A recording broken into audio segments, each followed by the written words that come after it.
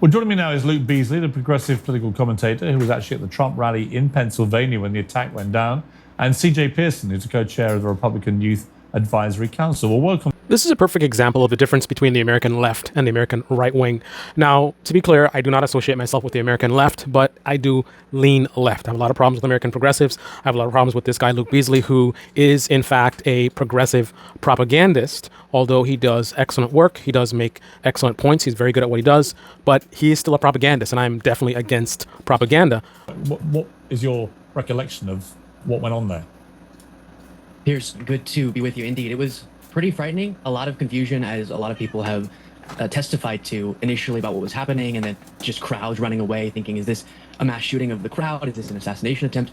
And so all horrible. And pretty quickly, once we found out what was going on, I think it was instantly occurring to everybody just how horrific what happened was. And then, of course, learning that there was a death, Corey, and this is not something that should be happening at a political event. With any of my differences with the people at that political event, it's absolutely unacceptable in our democratic process. And that very quickly occurred to us, and I think was my overwhelming reaction.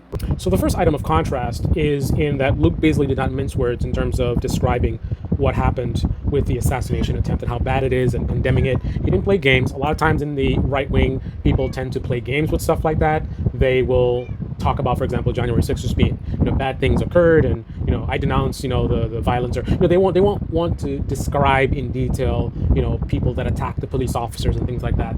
They just want to very, very walking on eggshells kind of, softball type of conversation. Joe Biden addressed the nation last night, but he didn't address comments he made to donors that were reported last week, where he said it's time to put a bullseye on Trump. As a Biden supporter, are you pretty horrified about that rhetoric? I'm not saying for a moment Trump hasn't used language that's been completely wrong as well, but simply... Props to him for admitting that Donald Trump has done it as well. I don't like Piers Morgan. That's good on him to do that. And at worst, dangerous. Yeah, I think for everyone, this is causing us a little bit to reevaluate and do some introspection about how we speak about these things. I saw Congressman Dan Crenshaw mentioning we've gotten so used to speaking about politics as if it's a war, a battle, and all of these metaphors that align with that. As you mentioned, Biden is not an exception there. Very common, but I do think Biden should rethink. It seems like he is. He delivered a pretty strong and unifying message a couple times already about this. And people across the political spectrum should think about how do we have these political... So you see he's admitting that Biden has used questionable rhetoric and that he should rethink his wording. So he's admitting fault on his side, not just putting it on the other side. Thank you for the RNC convention. Obviously, it's going to be a very different convention. Now, first of all, what is the atmosphere like there? Well, I'll tell you, the mood here is definitely a lot more somber than it was going into it. I think people are retrospective of what just happened this past weekend, which is... They are absolutely not, and absolutely nothing's going to change. They may be a short pause, but they're going to be right back to it pretty shortly. Donald Trump to hit this weekend, which is, as you described it, indeed an attack on our democracy. But it's an unsurprising one, especially when you look at the rhetoric of the left over the course of the past several years. They've equated Donald Trump to Hitler. They've demonized half of America. They tried to lock him up, and when that failed, now they tried to put a bullet inside of him. And this is the type of rhetoric that has just been... Democrats try to put a bullet inside of Donald Trump? Really? Is not the exception, but he is the rule. You look at him saying that he wants to put a bullseye on the president. You look at Reid Hoffman saying that he wants to make Donald Trump a martyr. You then see the advisor to Reid Hoffman going out and sending an email to the press saying we should actually perpetuate the false narrative that this was all staged. The left has not learned their lesson. They continue to traffic in this rhetoric, and hopefully you would think that after Saturday they would reevaluate what happened. Okay, so unlike your co-panelist Luke, you've at no stage in that statement made any attempt to talk about your own side having similar issues, which they do, or wanting unity and to bring people together here. 100%. This is part of the problem, CJ, I think. Actually, I applaud Luke for what he said. He made no attempt to pretend that on the Democrat side, they're part of the problem. You've ignored the part of the problem, which is clear and demonstrable, which is people on the right often do things just as bad as the stuff you've been detailing about the left. And until both sides acknowledge that and make a joint agreement to dial down the collective rhetoric, nothing changes. I just wanted to take a moment to point out the fact that this guy is so dishonest that he's not even willing to pretend to, that people will say, both sides need to look at what they're saying, right? But don't go into a lot of details about your side. Never actually mention your side. Just say both sides. So, your side is inclusive in that, but you definitely do not want to specify that your side specifically has had any problem. Like that's the way that you kind of talk out about both sides of your mouth type of thing. He's not even willing to do that. He doesn't even want to do a fake acknowledgement of his side. He wants to 100% put the blame on the left and pretend as if the right is infallible. They are perfect. They don't make any mistakes. They don't use any aggressive rhetoric. No one on the right is divisive. No one on the right has any, like, for example, does campaign videos featuring a bunch of guns and having things explode. Like that's not a done thing, right? That is the level of dishonesty that this guy has, right? He's beyond the level of the normal dishonesty where you would just pretend and say, hey, both sides. He doesn't want to do that. Until both sides acknowledge that and make a joint agreement to dial down the collective rhetoric, nothing changes. Well, Piers, I would push back on that because it's not conservatives or MAGA Republicans going out and committing violence against Democrat elected officials. It's not them shooting up congressional softball games. It's not them attacking presidents and former presidents. It is Democrat politicians. And at the end of the day, it was a registered Republican just tried to kill a former president. It was a registered Republican that literally, and that's what this debate is about. Real attacks on democracy. And as you said, Piers, rightfully so, we just saw one. We just saw an actual attack on democracy. Not a talking point, not some rhetorical attempt to divide, but an actual attack on democracy. But are you saying? And it was done by a Republican. Blameless in the political temperature reaching these horrific heights. Saw one. We just saw an actual attack on democracy. Not a talking point, not some rhetorical attempt to divide, but an actual attack on democracy. But are you saying that your side is completely blameless in the political temperature reaching these horrific heights? Yes, he is. I'm saying that if you show me a MAGA Republican that has aimed a rifle at the head of any Democrat politician or former president, then we can equate the two. I think that just happened in Butler, Pennsylvania. What our words mean and what they actually portray. But what we're seeing is not actually any double take being had by those on the left. AOC just yesterday said that Donald Trump is a fascist. She is using the same rhetoric that very well could have led to him almost being nearly assassinated this past weekend. Okay, I tried, Luke, so maybe you can directly... Super sad, CJ, that immediately you're just sort of back to super divisive and dishonest talking points. You said that people haven't pointed rifles at dishonest, Luke, about a member of the radical left. Gabby Giffords was shot, and then you also had more recently Paul Pelosi. I was curious. Hey, I let you go for it. Let me. So I just wanted to point out another contrast. Notice how Luke Beasley, the progressive representation, and I don't have a lot of respect for American progressives, to be clear. And we'll get into that in another video, but he's representing the American progressives. He let this conservative speak freely. He didn't interrupt him. He didn't try to overtalk him. I mean, this conservative said many things that I can guarantee you Luke Beasley had major problems with. And if you ask him, he would say, absolutely ridiculous. This is absolutely false. But he kept quiet and let the conservative speak. But now that the conservative is being challenged by the conservative who refuses to acknowledge that his side has any problems at all, even a little bit, refuses to let the progressive provide his rebuttal. He wants to overtalk him, right? Freedom of speech. I want to go and say the left is this and the left is that, but then I don't want someone to be able to challenge me. They try to challenge me, I want to silence them by overtalking them. This is the representation of American conservatives.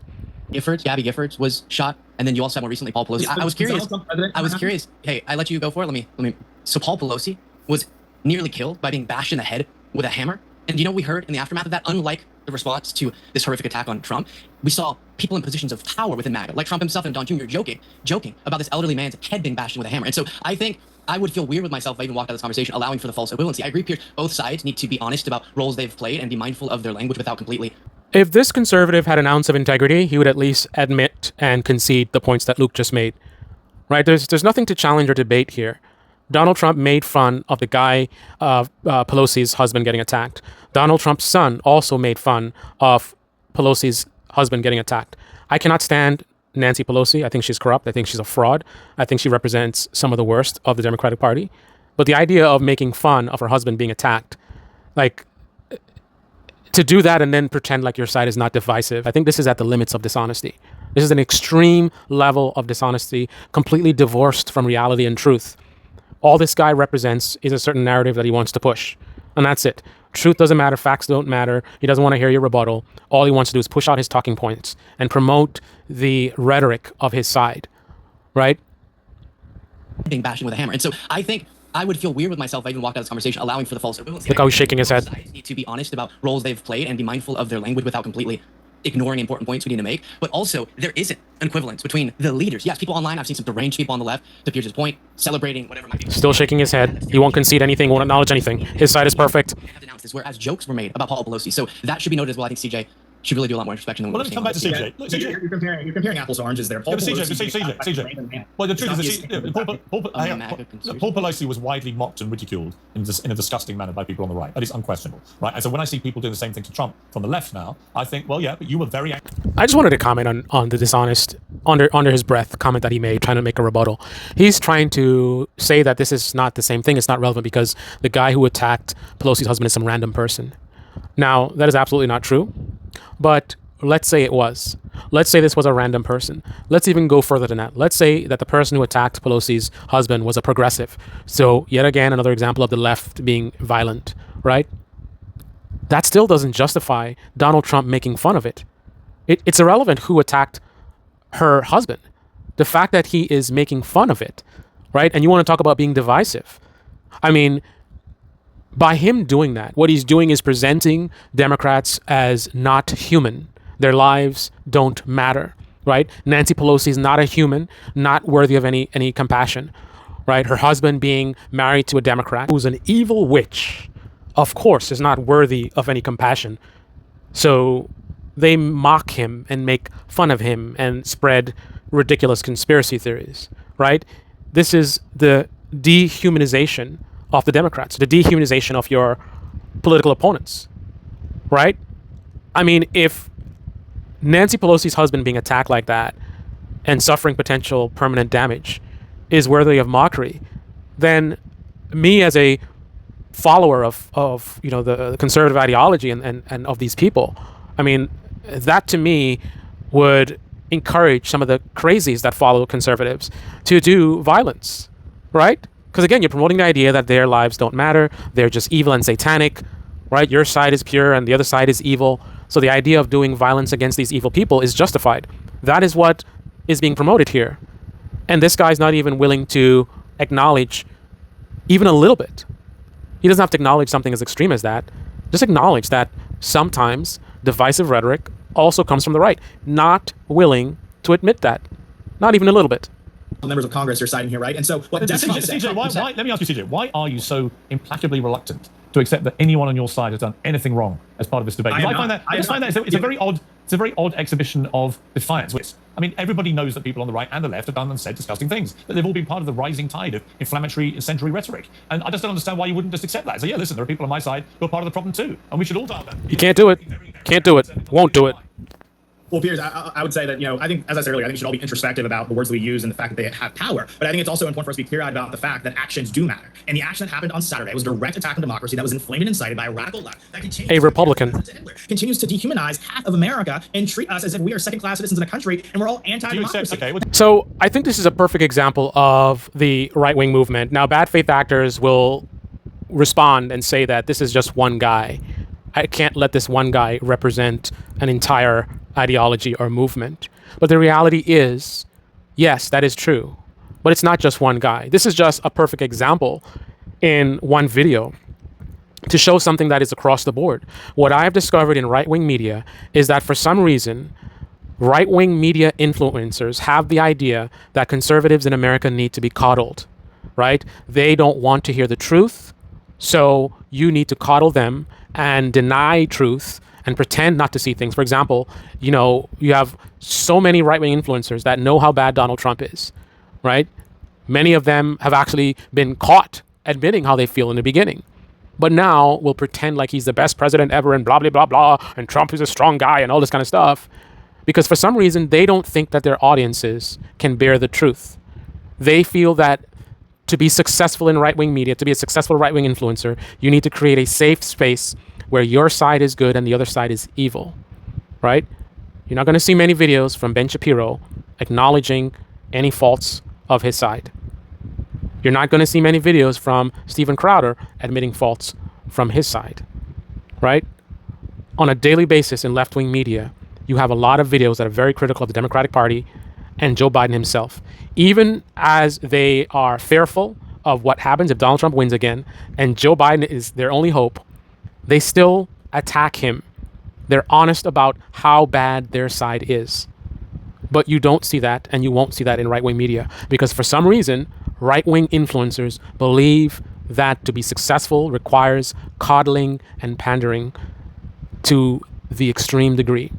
Absolutely, people like Luke Beasley absolutely pander to his audience, but not on the same level as people like this guy in this show. And this is a key difference between the left wing and the right wing in this country. So even though I reject the American left wing, I absolutely recognize that they are much, much closer to truth and reality than the American right wing. And I put the fault on the thought leaders that are deceiving and manipulating American conservatives. What can we expect from American conservatives if everywhere they look, the people that they look up to are simply lying to them, like this guy is? This is the Debate Me channel. Debate me in the comment section below. Click on the like button, subscribe, smash that bell. Be well.